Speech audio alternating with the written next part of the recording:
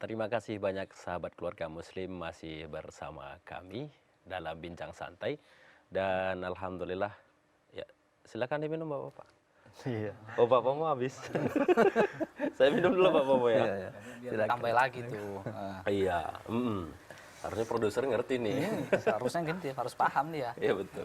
Nah, ini Bu ya, ini juga sering dikait-kaitkan nih masalah ciri-ciri nih, ciri-ciri orang beragama lah. Seperti kita ini mengamalkan sunnah, berjenggot gitu. Mungkin celana kita tidak isbal atau istri kita bercadar gitu. Dikaitkan juga masih sering dengan pemahaman radikal ataupun terorisme. Begitu ya Pak ya? Ya, sering kita dengar gitu. Bapak pernah ngalamin? Iya, belakangan sudah nggak ada lagi. Awal-awalnya guna gitu ya. Iya, Karena kita diamin saja. saya mau ke arah rumah Pak Pomo dulu. Ada orang manggilin kita naik kereta nih Bu ya, naik sepeda motor. Isis gitu. Saya terbakar juga emosi saya gitu. Gitu ya Pak ya? Tadi bilang salah aliran. Salah aliran. Emang listrik ya salah aliran? Salah aliran ya. Iya. Jadi gimana kira-kira Bu ya ini? Iya. Jadi kan ini yang saya sebut tadi bahagian dari stigma ya. Arti stigma itu artinya cap jelek yang dilabelkan oleh orang atau sekelompok orang kepada Islam dan kaum muslimin. Sebenarnya stigma-stigma seperti ini itu sudah lama sih sebenarnya. Ya, kita umpamanya pernah mendengar bagaimana gerakan orientalisme, ya, secara intelektual menyerang Islam.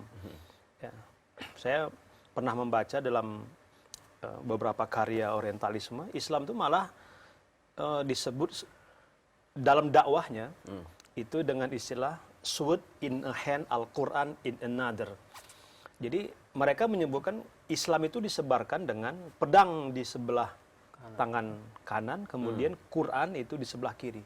Jadi Islam itu digambarkan oleh mereka sebagai ajaran barbar, orangnya kejam-kejam, ya, menyebarkan Islam dengan paksaan dan ancaman. Jadi kira-kira pemahaman gini, kamu mau Al-Quran atau mau pedang?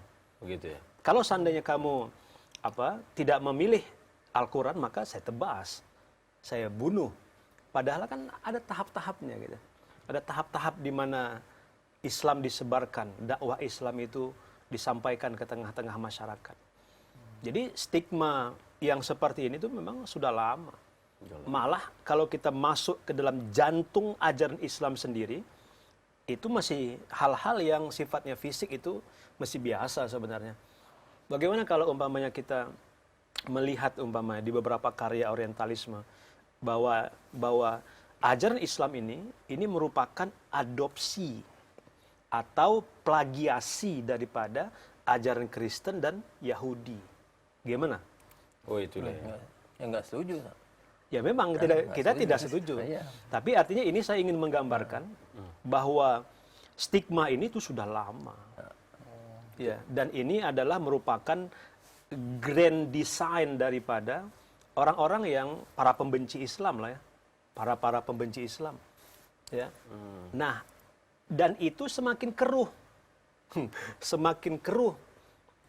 Orang-orang orientalisme yang bergerak di dalam gerakan orientalisme ini itu semakin mendapat kekuatan ketika munculnya Islamofobi. Islamofobi itu tidak kita artikan bahwa ini dilakukan oleh orang di luar Islam, tetapi setiap orang yang benci kepada Islam itu Islamofobi. Umpamanya seseorang, ya dia Muslim, seperti tadi lah kan, Muslim tapi kita Dianggapnya bukan bagian dari mereka gitu. tidak dianggapnya mungkin Muslim, ya kan?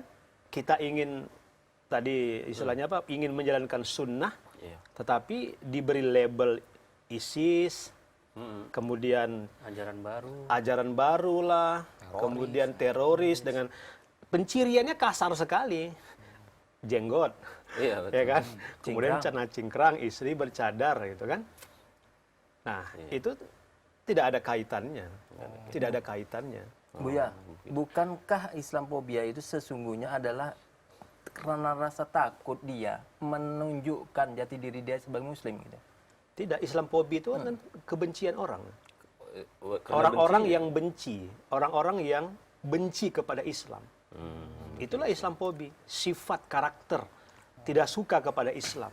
Oh gitu ya, Buya. Nah, sifat ini seperti yang saya katakan tadi, ternyata bukan saja ada pada orang-orang non-Muslim di luar Islam, tetapi itu juga ada hidup di hati kaum Muslimin. Kalau dulu pada masa Nabi SAW, ya, sebagaimana juga kita membaca di dalam hadis Udzaifah ibnul Yaman, sesungguhnya yang merusak musuh berat kita itu kan orang-orang munafik. Orang munafik. Jadi kalau boleh kita katakan ya kelompok Islamophobia itu para munafikun. Itu yang berbahaya kan. Iya, iya, gitu ya. Nah, sahabat keluarga Muslim, nah ini perbincangan kita semakin mengarah ini. Kami juga mengajak Anda untuk berbincang bersama kami ya di 0617944282. Ya, silakan bagi Anda yang ingin berbincang juga bersama kami, silakan di 0617944282. Jadi kalau kita pikir-pikir tadi bukan cuman ciri-ciri kita yang dijadikan tameng gitu ya, ataupun alat serang gitu ya, tapi juga bahkan pemahaman kita dibilang juga sebagai duplikat ataupun plagiasi gitu ya. Terus Buya nih, sikap kita. Kadang kan kita sering jalan-jalan lewat dibilang atau diejek, teroris gitu kan. Kadang semangat 45 membara juga kan. Nah, Karena saya ingin main gimana ini mau beraninya gitu. kira-kira apa nih yang harus kita lakukan kalau ada orang yang ya mungkin ngolok-ngolok kita lah, dibilang celana cingkrang kebanjiran, ya, jenggot kayak hewan yang dipotong pas tanggal 10. Ya, Gitu kan. Nah, Ya, anggap saja kalau mereka itu bahagian orang-orang yang memang nggak paham sih. Ya, nggak paham mereka dengan Islam yang kita amalkan ini. Maka dan ini kan sebenarnya bahagian daripada ujian keagamaan kita kan. Jadi jangan kita mengatakan atau mengaku beriman tapi Allah tidak coba kita. Itu kan bahagian daripada cobaan ya kan. Nah, justru yang harus kita tunjukkan kepadanya bagaimana kita bisa memberikan pemahaman kepadanya bahwa ini tidak benar, saudaraku, ini tidak benar. Ya. Karena kan kalau menurut saya ya, hanya ketidaktahuan dialah ya, atau salah satunya lah ya, hanya ketidaktahuan dialah yang menyebabkan dia mempersepsikan kita itu seperti dia. Dia persepsikan kita sebagai apa? Teroris, sebagai radikalis dan lain-lain sebagainya karena ketidakpahaman dia tentang Islam gitu. Dan itu kan saya pikir kondisinya mayoritas lah. Betul. Mayoritas. Jadi bukan hanya menyerang Islamophobia, pemahaman yang salah itu bukan hanya menyerang orang-orang yang hanya di desa, tapi para intelektual pun ya, itu hampir-hampir tidak lepas juga dari sifat itu. Oh begitu ya, Buya ya. Nah justru itu juga dia, Buya, pemikiran dari masyarakat ataupun teman-teman yang berpikir tadi bahwa dengan ciri-ciri itu sebagai radikal begitu kan, itu didukung juga dengan tokoh-tokoh intelektual yang cukup dikenal di negeri ini. Itu gitu. kan dia tadi itu. Jadi ketidakpahaman terhadap Islam yang melahirkan akhirnya Islamophobia tadi, seperti yang saya katakan, itu menyerang kaum muslimin dari bawah ke atas, dari atas ke bawah gitu. Bukan hanya masyarakat umum, tapi para intelektual gitu. Oh begitu ya, Buya ya. Nah, ini yang kadang-kadang menjadi apa namanya?